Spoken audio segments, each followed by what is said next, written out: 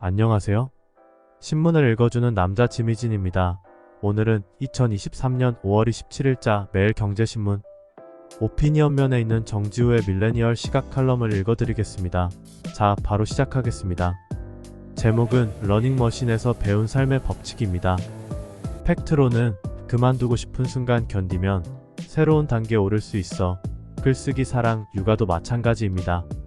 러닝머신을 달리다 보면 숨이 가빠오고 너무 힘들어서 그만두고 싶은 순간이 있다.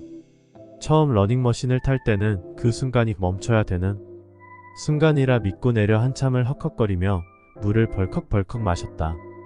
그랬더니 가슴 통증이 아찔하게 왔고 그 통증은 다음날까지도 이어졌다.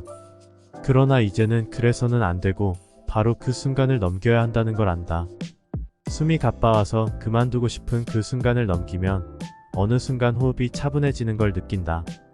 그러면 나는 내 몸과 묘하게 분리되어서 내 몸은 그저 달리고 숨쉬고 있다는 걸 느끼게 된다.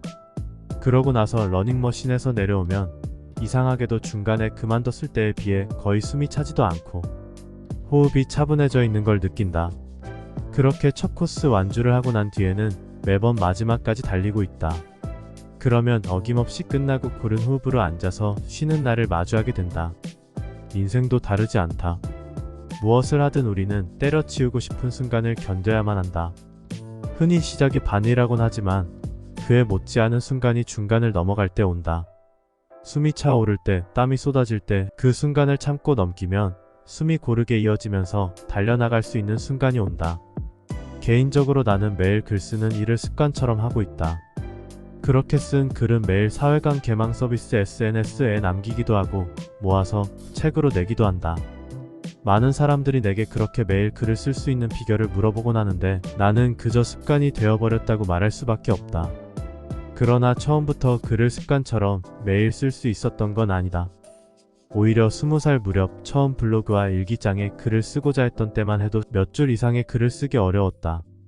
하지만 당시에는 작가가 되고 싶다는 열망 하나를 갖고 있었고 그 젊은 열망에 따라 어떻게든 무엇이든 글을 쓰고자 했다.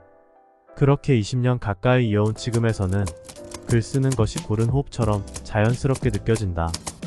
아마 사랑도 다르지 않을 것이다. 사랑을 그만두고 싶은 순간들이 있다. 상대방과 너무 말이 안 통하거나 심하게 다투었거나 여러 이유와 조건 때문에 사랑하기 힘들다고 느껴지는 순간이 있기 마련이다.